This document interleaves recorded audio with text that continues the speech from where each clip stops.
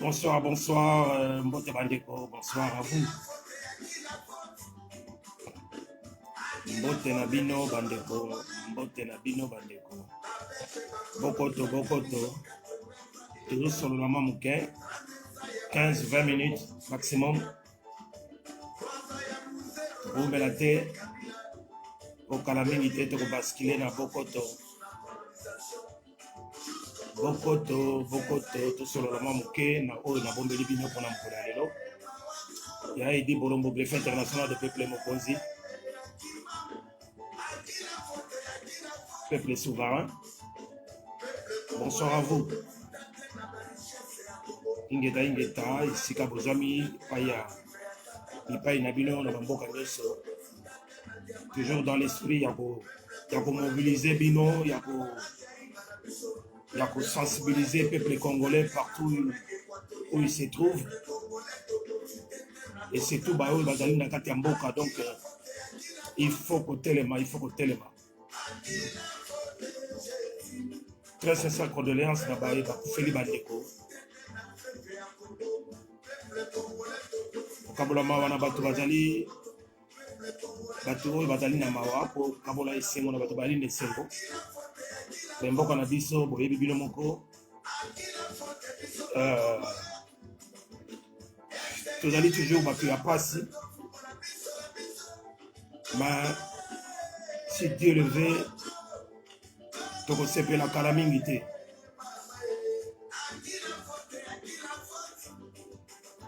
Faute ya nani? Faute ya nani? Faute ya biso moko ba Congolais.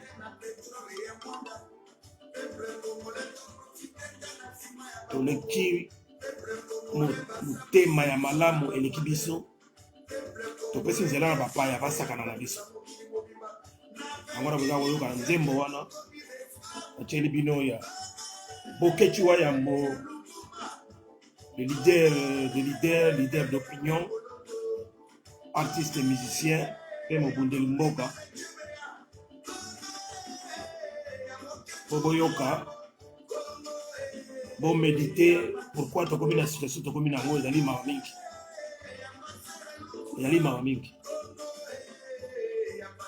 Mais dès la Rossili, ça nous aime à Mobibate, autant Yali compressé. La tchèque encore capot. Tomituna, tu aussi les sangs peut-être dans la souka.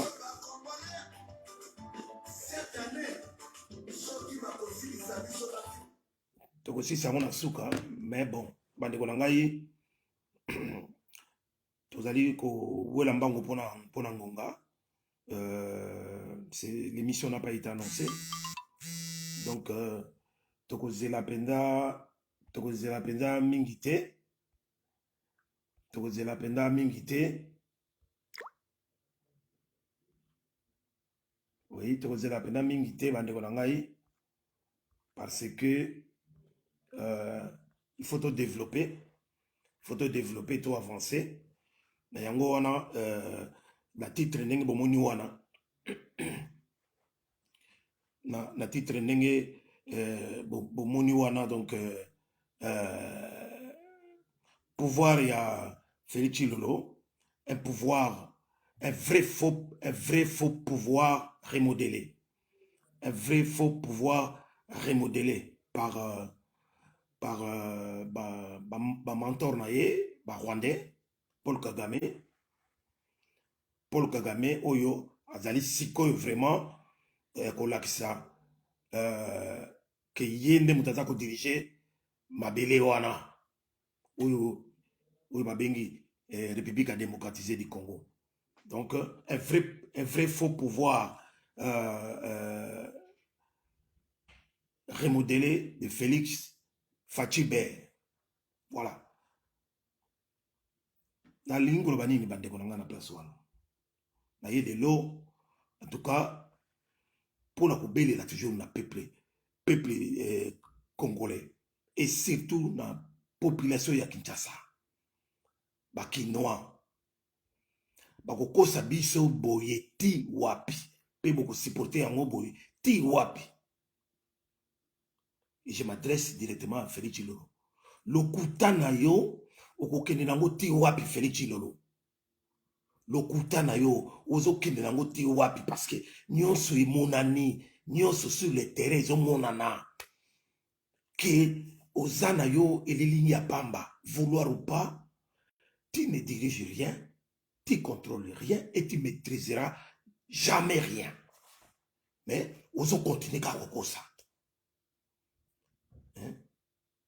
voilà bandeko na ngai mpona bomona vraiment ke makambo tozoloba na bino chaque jour chaque soir chaque butu oyo tozaloba na bino ezali bavérité biso toyaka kaka mpona loba na bino bavérité toyaka kaka mpona loba na bino bavérité malgré que bokoti moke mais bokabola na kosenga na bino s'il vous plaît de vraiment partager na Facebook po yali kaka teke toleka kaka na Bokoto TV mais na Facebook na ngai pe bamikolo oyo lokola batan ezopermettre ngai wana azosola na bino boye donc bopartage yango énormément et surtout makambo na oloba lelo eza mokuse eza molai mpe na mingi te mais c'est quand même très important po boyeba po kofungola bandeko na biso oyo balakisa bamisusu baza kocomprendre te bazomona lokola politique wana c'est vraiment une vraie politique mais c'est une fausse politique, une politique de façade, une politique de manipulation. Il y a des manipulateurs. Il n'y a jamais eu de politique dans Mboka Nabiso depuis la mort, il y a Laurent Désiré Kabila. Donc, occupation na occupation. Dans quatre occupations politiques, ils ont raté. Ba maquillage, bazokosa. Donc, tout élément, le pouvoir est dans la rue. Le pouvoir est dans la balabala. Dans Mikolo, le pouvoir est dans la balabala. D'ici juin, il faut essayer de faire quelque chose. Le pouvoir est dans la balabala. Et dans la balabala, pour bon, Rwanda, Baliwan, Bayebisulu, comme ça, là, bah comme il tâtonné donc oyo sikoyo ezali ba astuce ya suka oyo ezali concocté directement na Paul Kagame botala bango wana ba préparer ba makambo ya yemoko Paul Kagame azalaki président ya Union africaine et pas ya ko manipuler ba président africain contre nous le peuple congolais mais pour ba intérêt et ba richesse oyo ils ont mabelé la biso pour qu'il na Rwanda et qu'il n'a pas na voilà comment il a manipulé ma président africain parce qu'à Banda il a manipulé anglo-saxon à partir des États-Unis, Angleterre, Canada a manipulé bango yango ba yiko pesa yi ba possibilité ba pesa ki wana excusez-moi pour basala tout baboma Mobutu et puis il est payé na armée na yeba ya kwa envahir Mboka Nabiso. Asali une année à manipuler le président africain, à manipuler les sous président Macron pour francophonie, secrétariat francophonie ou à pesa biso congolais zaïrois, ba pesi yango à manipuler Macron ba pesi yango na Louis Mushiki Wabo. Ou azalaka ministre na azalaka ministre na affaires étrangères et pourtant bango bazaba anglophone bazana na zone franche te bana na zone ya ba français te bazaba francophone te mais a manipuler et puis sikoyo autotinda ba émissaire na et to leka kaka ba mikolo yao tellement que amoni que pression ou tout ça ko tia ou ba congolais tout ba telemi to comme bimisa ba vérité de gauche à droite ba vérité de gauche à droite et que to bimisi bango na poisa et que moyen ko bomba na sezalité lokola bazu vraiment figurant na bango une marionnette il y a Félix Tshilombo batie place wana et que Félix a commis pieds et mains liés donc tabana bango moyen bouger sur ces athées tellement ka weli mbongo weli tila weli tapis rouge ba joye donc à Kangami liboke moyen ça la autrement nyoso baza ko dicter baza ko sala et voilà derrière baototinda bamise Paul Kagame atindi bemise bakende kuna po bamema ye sikoyo bamema ye en tant que président ya Union africaine ya mbala oyo ezoya awa ye mutu akozala président mais bamema ye bango nde bato bakokende kolakisa ye ndenge nini makambo koloba kuna na makambo kosala kuna bozomona niveau nini tokomi niveau bakomisi biso bakongolais tala niveau biso tanto bazobenga biso bazairois tanto toza bazairois bon moi je suis zairois jusqu'à l'heure actuelle tanto tozaki bazairois niveau bazali considérer biso mais tala sikoyo Rwanda komi komema biso kwa bana mike à cause ya Félix Tshilolo lelo oyo bemisere wana baye po bamema ye kuna ya affaires étrangères ministre ya affaires étrangères na bango ya commerce baoyo basokipaka na sécurité renseignement oyo bikolo bakoma kosala biso bakoma kosala renseignement ya mboka batalaka bafrontière tout ya Congo et voire même l'intérieur ya Congo batindeli biso bango na ambassadeur ya Rwanda ambassadeur ya Rwanda oyo azalaka na Congo Vincent Soki Karega wana oyo ya mobomi azalaki na Afrique du Sud oyo peuple esengaki ke bato babimaka bamarchaka mpo babengana ye wana mais Félix atindi bato na ye baye kobeta bato na masasi voilà donc eza mawa mingi boeskize ngai bandeko na ngai oyo bozolanda ngai moye namona bino mpenza eza te nazali te so na problème moko moye namona bino yali te mpona dédicace bino memo toyebani kaka donc continuez à me suivre ata mbala nsima voilà donc depuis bemisere wana baleki bon bomoni sikoyo nani Kamere oyo azala babengaka architecte oyo asala bamakambo tour na Congo mpona bapolitika name bakoma baplace bakomi et tout ça Félix banini babenga l'architecte ye mpe tellement boulemi elekaki boulemi ya pouvoir politique et financier elekaki ye mingi il a payé cash il a payé cash na ndenge ya programme na ya 100 jours banini tout ça les grands traîtres de l'histoire master na ye Félix Tshilolo abwakisi ye ateki ye prison ndenge akutana na prison wana tant aussi longtemps que Paul Kagame na Hippolyte Kana bazwaki na décision te que moto aza na prison ça fait des mois et des mois que Félix alongola été akoki kolongola été mais bon tout le monde a mikolo Félix alongola ye alongoli ye il est même pas de 3 jours nakasi 2 jours ou 2 jours awuti ko nommé nani directeur ya cabinet ya sika mais pendant ce temps là nani Kamere azalaki toujours il a toujours été rémunéré na salaire na ye malgré aza na prison mais meeting de quoi ya kolo RDC Paul Kagame sikoyo voilà la partie ya bemisere wana donc Kamere lelo out Félix sikoyo Félix a bénéficié na nini Félix azo bénéficié sikoyo na plan ya Paul Kagame na Hippolyte Kana alias Joseph Kabila na force politique na bango baza ko mener force politique na bango baza ko mener na Assemblée nationale et komi ko se concrétiser pas à pas oui bien oublie tout le bana bien que politique sous occupation ezalaka te mais bango batia yango ndenge bakotaka ndenge bainfiltra biso bakotaki bayeba image wana babike non toye po to délivrer bino na dictature donc il a fallu basalela siko mpe politique yango démocratie yango mais pourtant ezalaki nango dictature ya koleka Mobutu donc occupation alors Félix Chilolo, Azaki s'est obligé, la place à caméra, à vous nommé, pire, Massanaï. Massanaï, bah, dans mon Bruxelles, bah, benga bango, bah, ranger.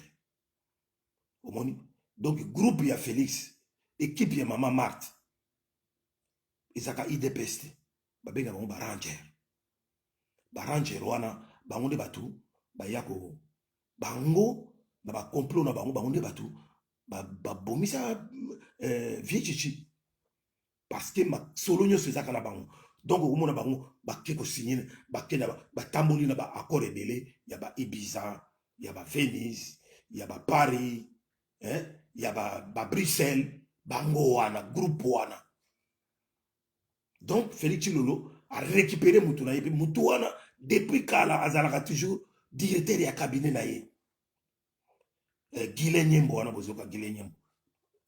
Puis Mutuna azalaka toujours directeur ya cabinet na ye. Ye wana ndesi kwa zuya eko chaisiko wana. Bon place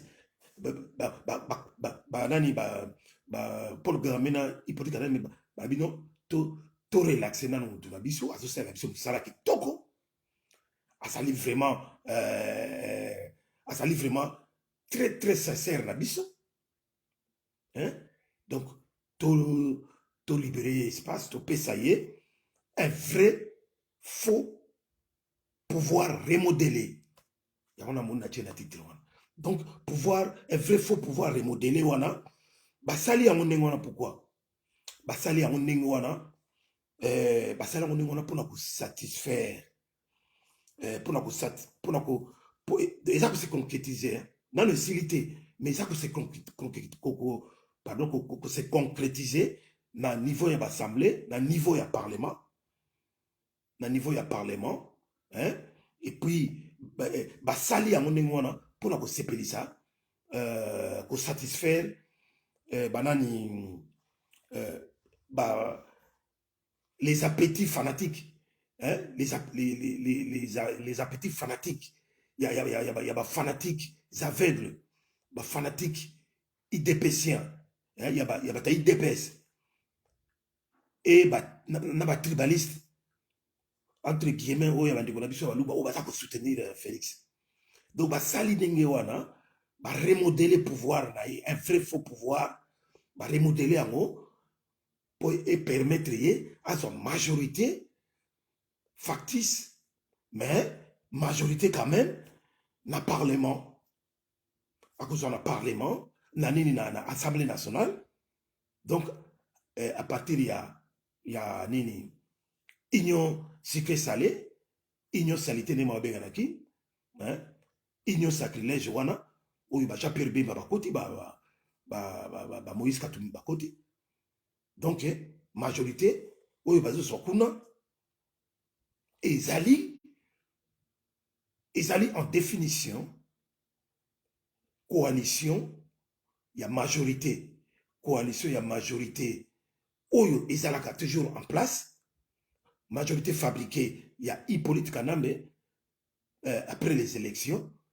FCC cache, mais élargi na MLC, élargi na ensemble. MLC, il y a Jean-Pierre Bemba, et puis ensemble, il y a Moïse Katumbi. Mais, bato baza majorité, député, ou baza majorité na kati, et ça va député, il y a FCC. Donc, il n'y a rien qui est changé. Un bouclé. Un cercle vicieux. Ils ont un point de départ. Il y a un pouvoir au BPC, un vrai faux pouvoir remodelé, juste pour satisfaire les appétits gloutons. Il y a des fanatiques à CNZT, il y a IDPS, des combattants à CNZT, non, des tribalistes, Oyo, Luba, Obaza, la Sima, il y a Félix Chilolo, mais il n'y a rien de spécial. Et là, comment ils allaient pour le peuple? Pour le peuple, là, c'est là, pour le peuple, là, mon qui m'a changé, il n'y a rien. Il y a tous les qui sont pour le peuple congolais, beaucoup de congolais, beaucoup de zaïrois, dans l'esprit, beaucoup mo bazairwa na molimo to benga na bato wana pouvoir ezana balabala to benga na bato wana c'est très important makamna yo yebisa bino yango wana mais siko soki bolingi nameka ko démontrer bino ke nini pouvoir vrai faux pouvoir wana majorité ou ils en assemblée ils sont facile institution président de présidence de la République. Parce que tout ça, le pouvoir bicéphale. Hein? Ils sont bipolaires, pouvoir tout ça. Ils ont dit, ceux qui, après l'élection, président Bini, il faut un pouvoir parlementaire. Vous avez une institution président, ça c'est un, mais il faut un pouvoir parlementaire. Et puis vous avez le contrôle armé, hein, dans le service de la sécurité. Mais pouvoir parlementaire, il y a un Ezangi Félix. Ezangi, même dit les Ezangi.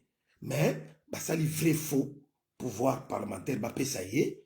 Il y a les faux pourquoi? Parce que, bateau, il y a la carte. Vous voyez, Rwanda, comme ça, pour contrôler. Donc, Paul Kagame, il politique, il va contrôler. C'est-à-dire, institution président, Ezali, mais majorité, oyo eza sikoyo donc tobenga ngo majorité moko rémunéré parce que batiki Félix azoyiba bambongo ya l'état aza kofuta ba 7000 ba 14000 ba 15000 ba 20000 kofutaka ba député wana mpona lokoso ya mbongo na bango bazondima bakende kuna mais la vérité est que mutu oyo atindeli Félix nani ba député naye il y a FCC, c'est Hippolyte Kanambe alias Joseph Kabila. Souba nini plan machiavélique basali na Paul Kagame. Donc lelo oyo botala sikoyo parce que soki eza bango bato batindeli Félix ba député wana te ba changer makambo te ba remodeler pouvoir na été. Bino bokasi que un tueur froid comme Hippolyte Kanambe alias Joseph Kabila. Oyo aboma beau-père na ye. Oyo aboma na Paul Kagame baboma plus de 15 millions sans vergogne, sans scrupule, sans pitié. Bazana mawa ya Félix. Bazo pena Félix pena ba pesa ye ba député nengebe Félix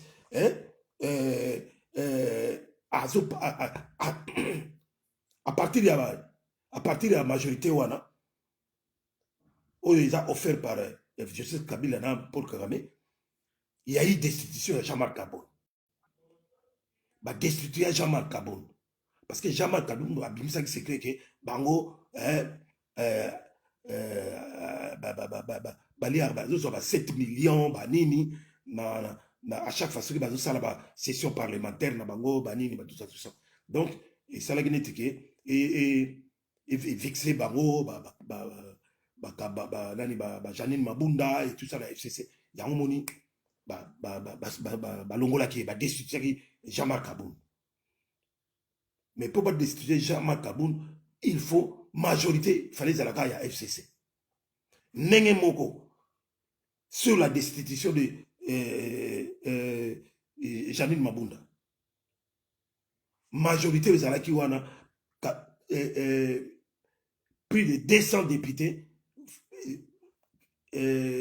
Kanambe Kabila mutazo pesa na azopesa na Félix pour basanga na kuna na ba MLC na ba assemblée tout ça pour voter destitution ya Janine Mabunda nenge moko na nenge ba utu voter destitution ya premier ministre wana Ilukamba achaki ba mangungu banini akei na Lubumbashi pona kono solana na mentor na ye Hippolyte Kanambe o na kolongwa te il faut na mona ba notification bani lelo oyo ye moko a utotika démission bokanisi ke ça maka ndengo na bufele mais non c'est clair que ndenge bango balobaka na deal na bango ndenge basigna Hippolyte Kanambe na Félix Chilolo deal wana basigna baloba tu ne pourras jamais décider de quoi que ce soit dans le pays oyo sans moi, sans Hippolyte Kanambe. Tout doit se faire à deux. Tout et ça le toujours à deux. Donc, aussi longtemps que Kanambe Kabila a pris position, a été Félix ne bouge pas. C'est quoi ma prévision? Il ou Kamba, alors bah tu as colongwa te, a poussé ma raison pour la colobaquer. Voilà, il faut respecter la constitution la bango, que il a été investi par les bureaux définitifs. Il doit présenter sa démission au bureau définitif qui doit succéder. Mais jamais na bureau d'âge ou bureau provisoire. Vous avez a tchèque. Mais après, vous continuez la vie qui nous déposez. Parce que ça pour na bango. Qui nous déposer des missions. Vous déposer des missions par Félix. Parce que ça pour na bango. Alors, peuple zaïrois, peuple congolais, vous avez mona, vous avez monaté. Vous avez biso tout ça monde. Bis bino bozomona ube bozomona te biso tout photo toza ko mona makambo polele. Donc c'est clair et net ba kope ezali ya bango nenge moko pe boye ba ke tango premier nani etikali mutu moko Tambwe Mwamba pe en tant que président ya Sénat il finira par partir parce que les vrais faux pouvoirs remodelés et c'est wana que ba Rwandais ba comprendre que pour ba calmer ba essayer un peu de calmer la situation na Kinshasa parce que bango ba banga minga plus de 15 millions de Congolais oyo ba zali concentré na Kin pour ceux qui population wana et se déferler kaka na balabala. Et c'est bimi na balabala et c'est versé kaka na balabala bango tout kobana na Félix Chilolo tina bango moko barwane bakutambama. Alors ils essayent de monter ces plans machiavéliques, de monter cette stratégie de nouveau pour na baluka ko flouer peuple ba flouer ba kinois ba mema bango na banzela gauche et droite ba mesana pour essayer un peu de calmer la situation. Mais biso to kolembate to ye awa pona ko yebisa bino les raisonner. Il est temps que vous puissiez vous rébeller. Une vraie grande révolte pour se libérer de l'emprise yaba Rwandais na mabele na biso. Trop c'est trop. Il est temps que biso pe bana mboka to profiter na ba richesse ya mboka na biso. To ko tikala ba payate boye bake infiltration o salami na kati ya Congo wana. Et surtout na Kinshasa na moi ya lelo. Sous Félix Chilolo. Eza ya somo ya na degré moko likolo. Nous sommes infiltrés jusqu'au cou. À cause de qui? À cause de Félix Chilolo. Parce qu'il est azali partenaire sincère na bango, fiable. Donc pour na ye lokumu na ye kaka tapis rouge na ye ndenge ba fanatique ne ba betela maboko na mbongo ya yibi mais il s'en fout na mabele na biso. Donc il faut tout banda ko benga na liboso Félix, tout banda ko benga na ye, tout chasser ye pour tout chasser était na ba minute zoya et ça mon boulot. Donc on doit faire ça dans l'immédiat, faut pas attendre trop longtemps.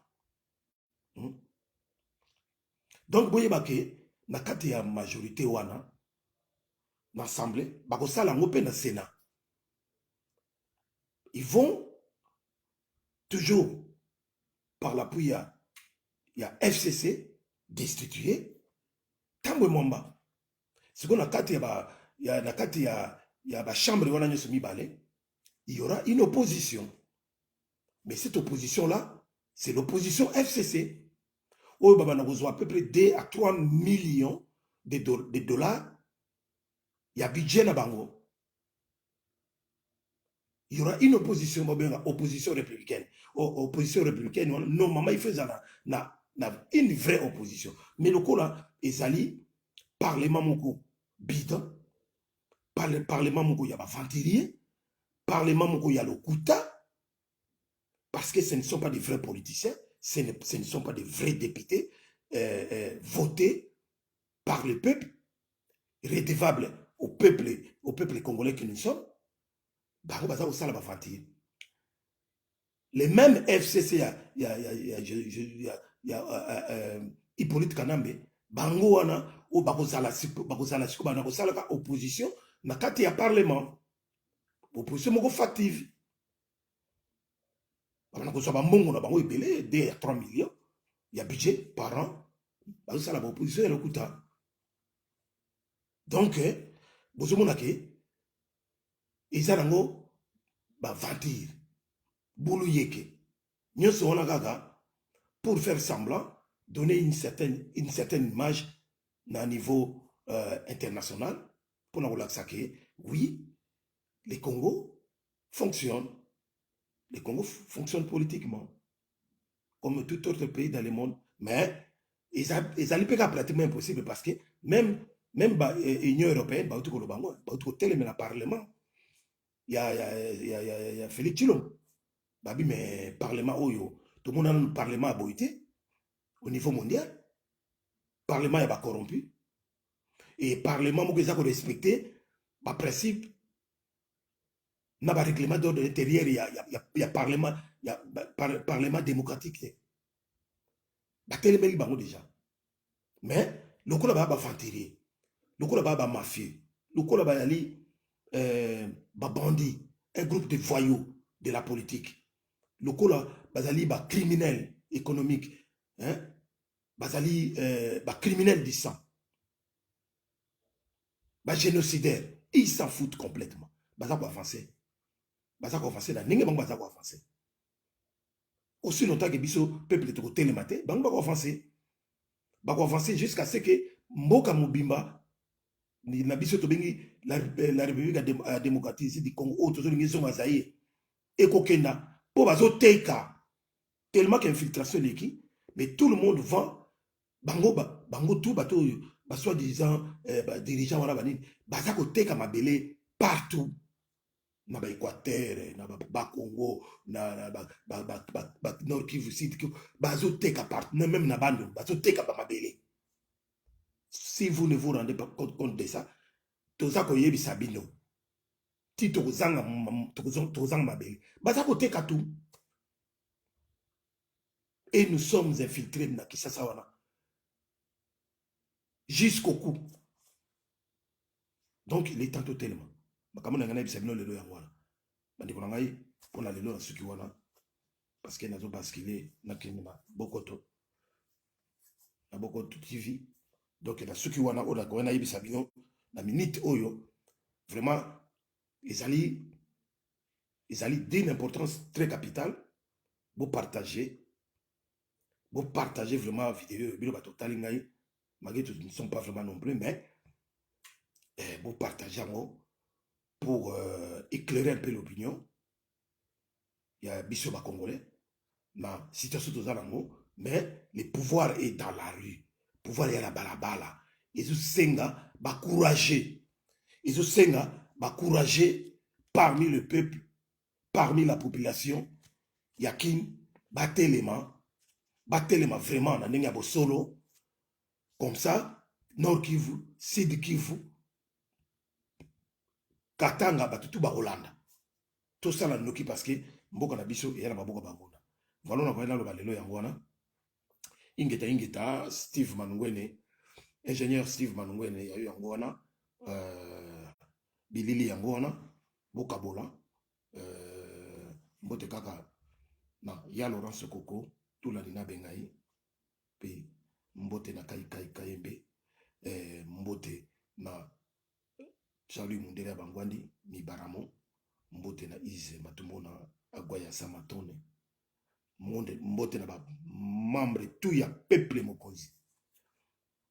Ici ka bozwami, basuki wana pona lelo, Mbote na ba mama, obutuza bunango bitumba.